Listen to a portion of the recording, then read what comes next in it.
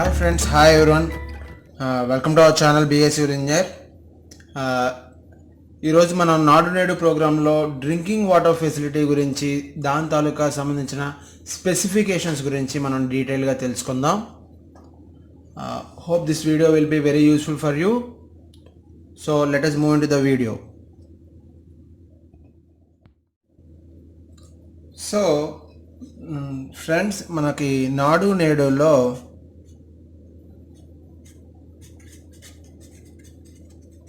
ఈ నాడు నేడు ప్రోగ్రాంలో మనకి ఇంకో ఇంపార్టెంట్ ఆస్పెక్ట్ ఏంటి అంటే డ్రింకింగ్ వాటర్ ఫెసిలిటీ. సో పిల్లలందరికీ good quality drinking water supply చేయడానికి మెయిన్గా డెవలప్ చేసిన ప్రోగ్రామే ఈ డ్రింకింగ్ వాటర్ ఫెసిలిటీ. సో ఈ డ్రింకింగ్ వాటర్ ఫెసిలిటీలో మనం తీసుకోవాల్సిన ప్రికాషన్స్ ఏంటి, లేకపోతే మనం ఫాలో అవ్వాల్సిన స్పెసిఫికేషన్స్ ఏంటి, what are the specifications regarding this drinking water programme అన్నది ఈ వీడియోలో మనం చూద్దాం. So firstly, what is the source of the drinking water for our school? Source ఏంటి, డ్రింకింగ్ వాటర్కి మేజర్ సోర్స్ ఏంటి, మన స్కూల్లో డ్రింకింగ్ వాటర్కి ఉన్న మేజర్ సోర్స్ ఏంటి, existing source of drinking water ఏంటి అన్నది మనం ఫస్ట్ ఆఫ్ ఆల్ ఐడెంటిఫై చేసుకోవాలి. అందులో ఫస్ట్ వన్ ఏంటి, it may be either panchayat tap, panchayat water supply, panchayat water, that may be the first source, and bore water, that may be the second source. ఇంకోటి వచ్చేసరికి municipal water or bore water or panchayat water, panchayat ద్వారా supply చేసిన water కానీ from panchayat taps, or bore water కానీ or municipal water కానీ, ఈ మూడు కలిపి కూడా ఉండొచ్చు కొన్నిసార్లు. So these are the three major sources. మనకి మెయిన్గా ఉన్న అందుబాటులో ఉన్న సోర్సెస్ ఏంటి, వాటర్ సోర్స్ ఏంటి మన స్కూల్కి అంటే ఈ మూడిట్లో ఏదో ఒకటి అవడానికి అవకాశం ఉంది. సో సమ్టైమ్స్ మనకి ఏమవుతుంది, కొన్ని స్కూల్స్లో, ఇన్ సమ్ స్కూల్స్, మన కొన్ని స్కూల్స్లో వచ్చేసరికి no water is available, no water source is available, no facility is available. So facilities లేవు కొన్ని స్కూల్స్లో, ఈ వాటర్ ఫెసిలిటీస్ అన్నవి ప్రాపర్గా లేవు. So sometimes if you go for borewells also, borewells కోసం మనం బోర్స్ వేసినా కూడా వాటర్ అన్నది దొరకని పరిస్థితి, అలాంటి ఏరియాస్ కూడా ఉన్నాయి. సో ఈ అన్ని ఏరియాస్లో కూడా మనం డ్రింకింగ్ వాటర్ అన్నది మాత్రం ప్రాపర్గా సప్లై చేయాలి. So that is the major objective ఇక్కడ. సో మెయిన్గా కుళాయిలు అంటే పంచాయతీ వాటర్ ట్యాప్స్ కానీ బోర్ వాటర్ కానీ లేని ఏరియాస్లో మెయిన్ ఇంపార్టెన్స్ అన్నది మనం ఈ డ్రింకింగ్ వాటర్ ఫెసిలిటీకి ఇంపార్టెన్స్ అన్నది ఎక్కువ ఇవ్వాలి ఇక్కడ. సో అలాంటి ఏరియాస్లో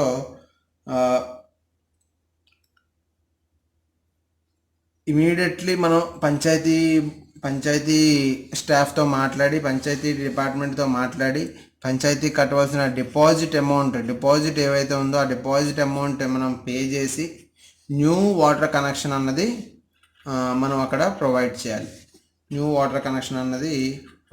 ఏ కేసెస్లో where there is no water or no facilities కానీ వాటర్ కానీ బోర్స్ ద్వారా వాటర్ సప్లై చేసే పరిస్థితి కానీ లేని ఏరియాస్లో ముఖ్యంగా మనం పంచాయతీ ద్వారా ఫీజిబిలిటీ ఉంటే దాని ద్వారా మనం కనెక్షన్కి అమౌంట్ పే చేసి మన రివాల్వింగ్ ఫండ్ నుంచి కానీ లేకపోతే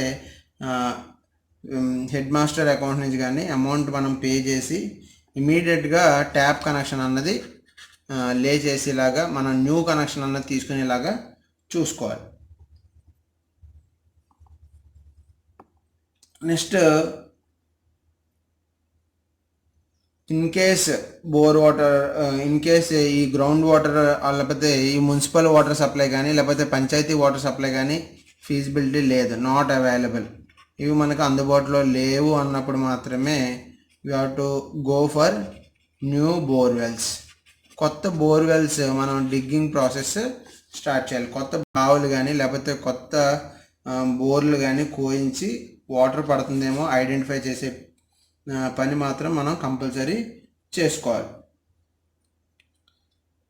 నెక్స్ట్ దాంతోపాటు మనకి అవైలబుల్గా బోర్వెల్ అవైలబుల్గా ఉండి, లేకపోతే డ్రింకింగ్ వాటర్ అవైలబుల్గా ఉండి, మున్సిపాలిటీ కానీ పంచాయతీ వాటర్ కానీ అవైలబుల్గా ఉండి, అలాంటి ఏరియాస్లో అవైలబుల్ ఉన్న ఏరియాస్లో మనం తీసుకోవాల్సిన ప్రికాషన్స్ ఏంటి అంటే, first of all water testing అన్నది చేయాలి. Water testing is to be done for the water available in that particular school. అంటే ఆ వాటర్ మనకు అక్కడ బోర్వెల్లో వచ్చిన వాటర్ని ఆర్డబ్ల్యూఎస్ టెస్టింగ్ ల్యాబ్స్ అనేవి ఉంటాయి. ఆర్డబ్ల్యూఎస్ ల్యాబ్స్ తీసుకెళ్ళి అక్కడ దాని తాలూకా పీహెచ్ వాల్యూ ఎంత ఉంది, అలాగే ఆల్కలినిటీ టెస్ట్ చేయాలి, అలాగే హార్డ్ వాటర్ సాఫ్ట్ వాటర్ అన్నది టెస్ట్ చేయాలి, ఫ్లోరైడ్ కంటెంట్ టెస్ట్ చేయాలి. మెయిన్లీ ఫ్లోరోసిస్ ఎఫెక్ట్ అనేది ఎక్కువ ఉన్న ఏరియాస్లో ఈ ఫ్లోరైడ్ టెస్ట్ అన్నది మేజర్గా చేయాలి. క్లోరైడ్స్, రెసిడ్యువల్ క్లోరిన్ కానీ ఎక్సెస్ క్లోరిన్ కానీ ఏమైనా ఉన్నాయా అందులో, అలాగే సల్ఫేట్స్ కూడా, ఎగ్జిస్టెన్స్ ఆఫ్ సల్ఫేట్స్ టెస్ట్ చేయాలి, అలాగే ఐరన్ కంటెంట్స్. దీంతోపాటు TDS, total dissolve solids, E. coli, quality of వాటర్ని డిజిగ్నేట్ చేయడానికి కాలిఫామ్, నైట్రేట్ టెస్ట్. సో ఇవన్నీ కూడా మనకి వాటర్ టెస్టింగ్ వాటర్ క్వాలిటీ టెస్టింగ్లో వస్తాయి.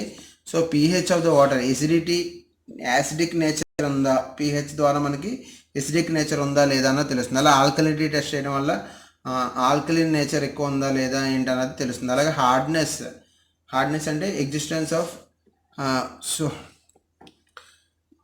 Magnesium bicarbonate and carbonates and bicarbonates. మనకి వాటర్లో కనుక carbonates, bicarbonates of magnesium and aluminium if they are present, then that water is said to be hardness ఉందని చెప్తాం. కాబట్టి అట్ల తాలూకా ఎగ్జిస్టెన్స్ కోసం మనం టెస్ట్ అన్నది చేయడం జరుగుతుంది, హార్డ్నెస్ ఆఫ్ వాటర్.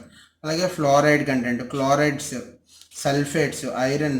టీడీఎస్ అంటే టోటల్ డిజాల్వ్ సాలిడ్స్, అంటే ఇంప్యూరిటీస్. టీడీఎస్ అంటే impurities, nothing but E coli, bacteria, coliform, అలాగే నైట్రేట్స్. ఇవన్నిటికి కూడా మనం టెస్ట్ చేసి ఆ రిపోర్ట్స్, ఈ వాటర్ టెస్టింగ్ రిపోర్ట్స్ని సిఆర్పి మొబైల్ యాప్ ఉంది కదా, ఎస్టిఎంఎస్ యాప్లో అప్లోడ్ చేయాలి. సో దీనికి ఈ మొత్తం వాటర్ టెస్టింగ్ ఫ్రీ అవ్వచ్చు, కొన్నిసార్లు ఫ్రీ కాకపోతే పెయిడ్ సర్వీస్ అయితే ఆర్డబ్ల్యూఎస్ ల్యాబ్ నుంచి. దానికి సంబంధించిన అమౌంట్ అన్నది మనం అగైన్ నాడు నేడు ప్రోగ్రామ్ నుంచి మాత్రమే తీసుకోవాలి.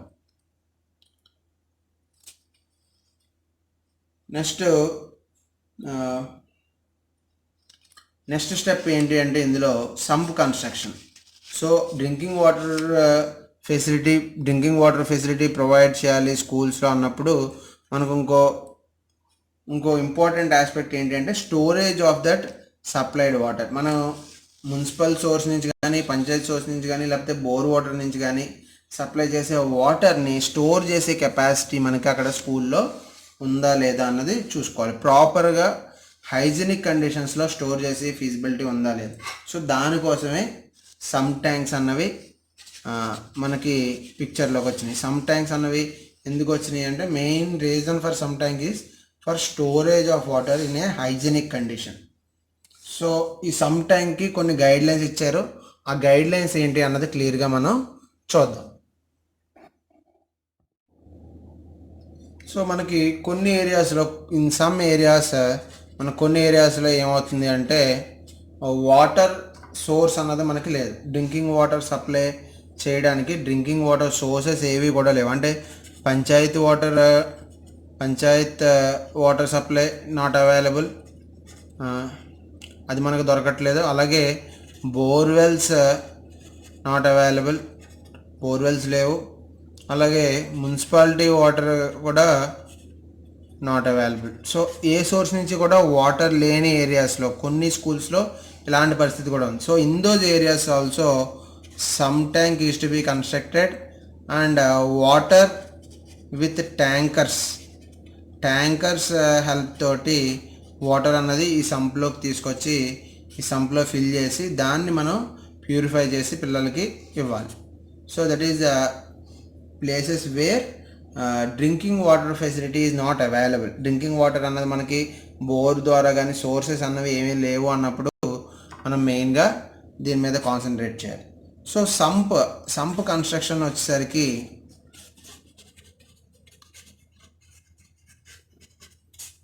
సంప్ కన్స్ట్రక్షన్లోకి వచ్చేసరికి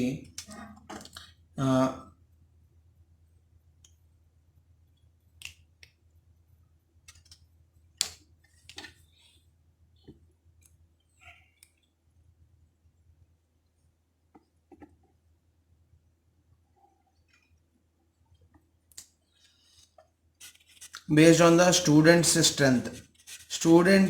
స్ట్రెంగ్త్ని బట్టి, స్కూల్లో ఉన్న స్టూడెంట్ స్ట్రెంగ్త్ ఆధారంగా మనం ఈ సంప్ తాలూకా కెపాసిటీ 3000 లీటర్స్ నుంచి 5000 లీటర్స్, సో ఈ రేంజ్లో మనం 3000 లీటర్స్ టు 5000 లీటర్స్ ఈ రేంజ్లో మనం సంప్ కన్స్ట్రక్షన్ అన్నది చేసుకోవాలి.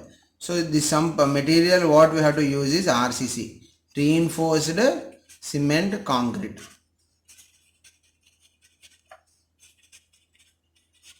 సో ఆర్సీసీతో మాత్రమే మనం ఫైబర్ కానీ లేకపోతే ప్లాస్టిక్ పీవీసీతో చేసిన వాటర్ ట్యాంక్స్ని మనం సమ్ ట్యాంక్స్ కింద యూజ్ చేయకూడదు. Only RCC tanks is to B constructed.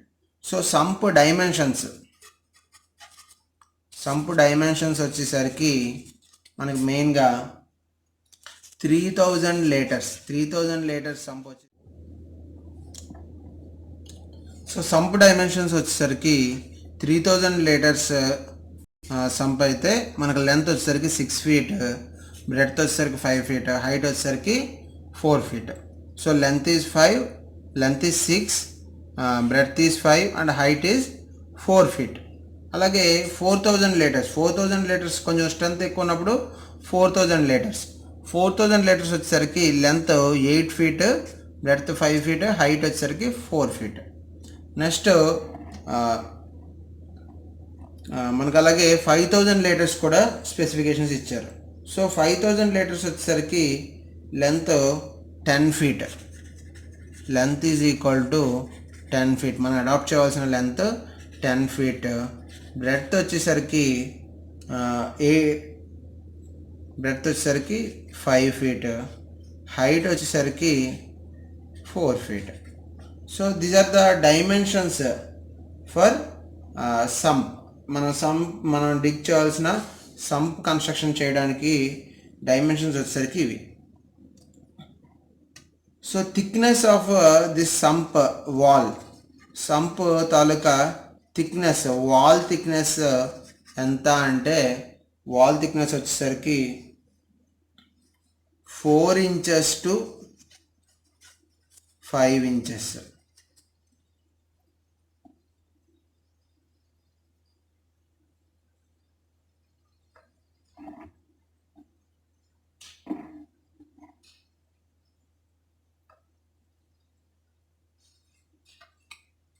Four inches to 5 inches. This is the thickness of the sump.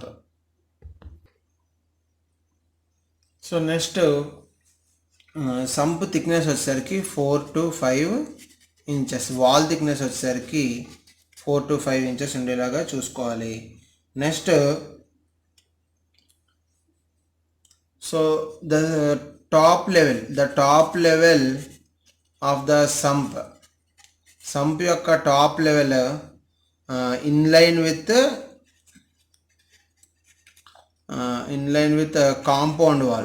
Compound wall లైన్కి సమాంతరంగా, మీన్స్ కాంపౌండ్ వాల్ లైన్కి ఈక్వల్గా, అంటే if this is the compound wall line, మనకి ఇది కనుక ఒక కాంపౌండ్ వాల్ లైన్ అని చెప్పి తీసుకుంటే మన సమ్ ట్యాంక్, మనం కన్స్ట్రక్ట్ చేసే సమ్ ట్యాంక్ టాప్ సర్ఫేస్ కూడా దీనికి సమానంగా ఉండాలి, ఆల్మోస్ట్ నియర్లీ సేమ్. సో దీనికి సమాంతరంగా ఉండి మనకి ఎగ్జిస్టింగ్ గ్రౌండ్ లెవెల్ నుంచి 1 feet కిందకి వెళ్ళాలి. సో ఇది వచ్చేసరికి 1 feet. So this is the existing ground level. ఈ గ్రౌండ్ లెవెల్ కన్నా కిందకి ఒక 1 feet ఉండాలి. పైకి వచ్చేసరికి మనకి కాంపౌండ్ వాల్కి సమాంతరంగా or at the same level, compound wall యొక్క టాప్ లెవెల్కి సేమ్ లెవెల్లో మన ట్యాంక్ టాప్ లెవెల్ కూడా ఉండేలాగా మనం చూసుకోవాలి. So these two level should be at the same లెవెల్లో ఉండాలి. సో నెక్స్ట్ టాప్లో మన top of the sump should be closed with RCC slabs కానీ కడప స్లాబ్స్ కానీ యూస్ చేసి మనం top of the tank, top of sump is to be closed. So ఈ RCC స్లాబ్తో కానీ లేకపోతే కడప స్లాబ్తో కానీ కవర్ చేసినప్పుడు సంప్లోకి దిగి క్లీన్ చేసేయడానికి మనకి ఒక ఓపెనింగ్ అన్నది మనం ప్రొవైడ్ చేయాలి. ఓపెనింగ్ అన్నది ఉండాలి. సో ఈ ఓపెనింగ్ మనం ఎంత ప్రొవైడ్ చేయాలి? What is the size of this opening means 0.6 meters by 0.6 meters, అంటే nothing but 2 feet by 2 feet is the size of the opening to be provided on top of the sump. So what is the purpose of this opening means for maintenance purpose, అంటే దాన్ని clean చేయడానికి దానికోసం మనం ఈ సంప్కి opening అన్నది provide చేస్తున్నాం. Next when we are cleaning the సంప్ని మనం క్లీన్ చేసినప్పుడు దానికి ఇలా ఉంటుంది సంప్ కదా. సో ఈ సంప్ని మనం క్లీన్ చేసినప్పుడు వాటర్ లెవెల్ మొత్తం ఈ క్లీన్ చేసిన వాటర్ అంతా కూడా బయటకు వచ్చేసడానికి ఒక అవుట్లెట్ ఉండాలి. స్కార్ అవుట్లెట్ అంటారు. స్కార్ అవుట్లెట్ అని, స్కార్ అంటే ఈ మడ్డీ వాటర్ ఉంటుంది కదా మనం క్లీన్ చేసిన తర్వాత ఆ మడ్డీ వాటర్ బయటకు వచ్చేయడానికి స్కార్ అవుట్లెట్ అన్నది ఒకటి ప్రొవైడ్ చేయాలి. స్కారింగ్ అంటే స్కార్ పంప్ అంటారు లేదా స్కార్ అవుట్లెట్. ఈ స్కార్ పంప్ని మనం ప్రొవైడ్ చేయాలి అవుట్లెట్ కింద. నెక్స్ట్ ఇంకోటి ఏంటి, when the tank is getting full up, so దీనికి ఫుల్ అయిపోయినప్పుడు ఇక్కడ కూడా టాప్ లెవెల్కి రీచ్ అవ్వగానే ఓవర్ఫ్లో అవి మనకి బయటకు వచ్చేయడానికి అక్కడ కూడా ఒక పైప్ని పెట్టుకోవాలి. దాన్ని ఓవర్ఫ్లో పైప్ అని అంటారు. సో ఆ ఓవర్ఫ్లోయింగ్ వాటర్, ఎక్సెస్ వాటర్ మనకి కావాల్సిన టాప్ లెవెల్కి రీచ్ అయిపోయిన తర్వాత ఎక్సెస్ వాటర్ బయటకు వచ్చేయడానికి పెట్టే పైప్నే ఓవర్ఫ్లో పైప్ అని చెప్పి అంటారు. సో మనం ఖచ్చితంగా డ్రింకింగ్ వాటర్ కోసం కన్స్ట్రక్ట్ చేసే సంప్కి స్కార్ పంప్ అవుట్లెట్ అలాగే ఓవర్ఫ్లో పైపు ఉండేలాగా చూసుకోవాలి. నెక్స్ట్ ఇందులో కలెక్ట్ అయిన వాటర్ని మనం మళ్ళీ రూఫ్ లేకపోతే మనం మళ్ళీ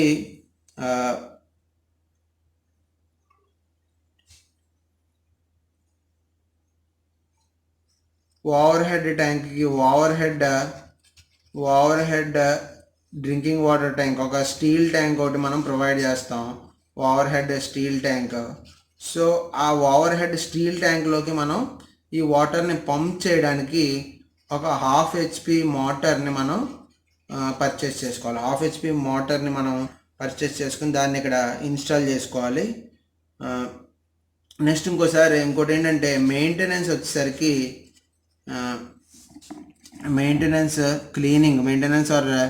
క్లీనింగ్ వచ్చేసరికి అట్లీస్ట్ 2 times per మంత్కి 2 times అయినా చేసేలాగా మనం చూసుకోవాలి.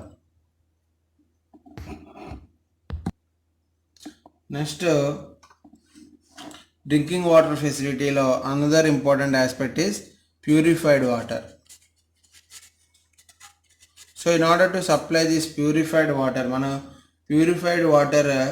మనం సప్లై చేయడానికి ఒక స్టెయిన్లెస్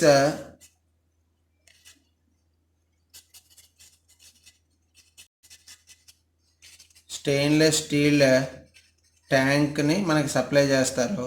ఈ స్టెయిన్లెస్ స్టీల్ ట్యాంక్ని top of the roof of school టాప్లో మనం ప్లేస్ చేసుకోవాలి. సో దాని నుంచి మనకి టాప్లో ప్లేస్ చేసుకున్న తర్వాత ఆ స్టెయిన్లెస్ స్టీల్ ట్యాంక్ నుంచి యూవీ అల్ట్రావైలెట్ ఆక్వా ఫిల్టర్ని మనకు ఒకటి సప్లై చేస్తారు. సో ఈ ఆక్వా ఫిల్టర్ యూస్ చేసి ఈ టాప్ మనకి స్టీల్ ట్యాంక్లోంచి వాటర్ ఈ ఆక్వా ఫిల్టర్కి చేరుకునే విధంగా మనం ప్లంబింగ్ అన్నది చేసుకోవాలి. చేసుకున్న తర్వాత వాటర్ ఈ ఆక్వా ఫిల్టర్లోకి వచ్చిన తర్వాత అక్కడ ప్యూరిఫై అయిన తర్వాత మళ్ళీ ఫ్లోర్ లెవెల్లో ఒక స్టెయిన్లెస్ స్టీల్ ట్యాంక్ ఒకటి ఇస్తారు. మళ్ళీ స్టెయిన్లెస్ స్టీల్ ట్యాంక్లోకి కరెక్ట్ అవుతుంది. So that water will be allowed for drinking. That మనకి యూవీ ఆక్వా ఫిల్టర్ ద్వారా ట్రావెల్ చేసి ప్యూరిఫై వచ్చిందంతా స్టీల్ ట్యాంక్లో కలెక్ట్ చేస్తాం. సో ఈ కలెక్టెడ్ వాటర్ని మనం డ్రింకింగ్ పర్పస్కి యూస్ చేస్తాం.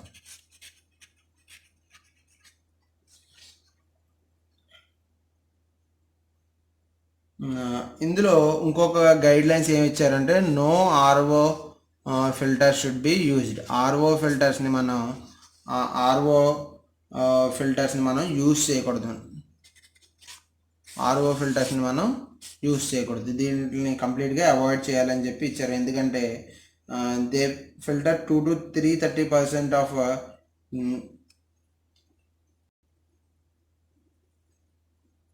మినరల్ ఎలిమెంట్స్ ఏవైతే ఉండాలో ప్యూరిఫైడ్ వాటర్లో ఆ మినరల్ ఎలిమెంట్స్ అన్నిటిని కూడా 30% వరకు రిమూవ్ చేసేస్తుంది. కాబట్టి రిక్వైర్డ్ మినరల్స్ని కూడా 30% of required minerals are also going to be removed. So that is the reason RO ఫిల్టర్స్ని మనం ఇక్కడ అడాప్ట్ చేయకూడదు. ఓన్లీ యూవీ ఆక్వా ఫిల్టర్స్ని మనం యూజ్ చేసుకోవాలి. యూవీ ఆక్వా ఫిల్టర్స్ కూడా లేని పక్షంలో స్టాండ్ అలోన్ ఫిల్టర్స్ అని ఉంటాయి. ఆ స్టాండ్ అలోన్ ఫిల్టర్స్ని మనం అంటే స్ట్రెంత్ కొంచెం తక్కువ ఉంటాయి. 30 మెంబర్స్ కన్నా లెస్ దాన్ 30 మెంబర్స్ ఉన్నప్పుడు, స్ట్రెంత్ 30 స్టూడెంట్స్ కన్నా తక్కువ ఉన్నప్పుడు మాత్రం స్టాండ్ అలోన్ ఫిల్టర్స్ని మనం యూజ్ చేసుకోవాలి. Stand alone filters.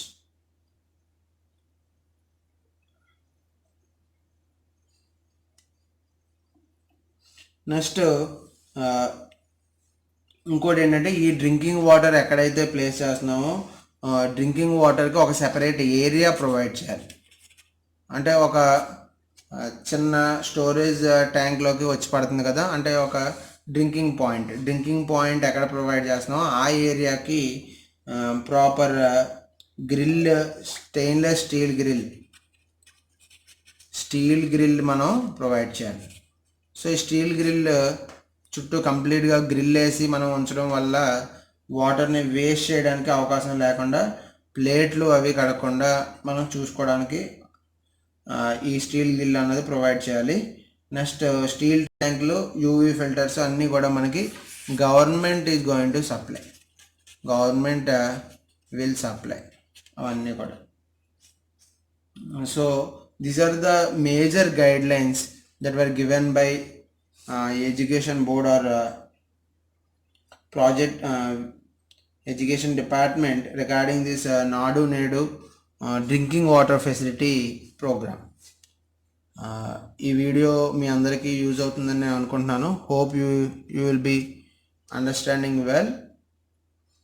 Thank you.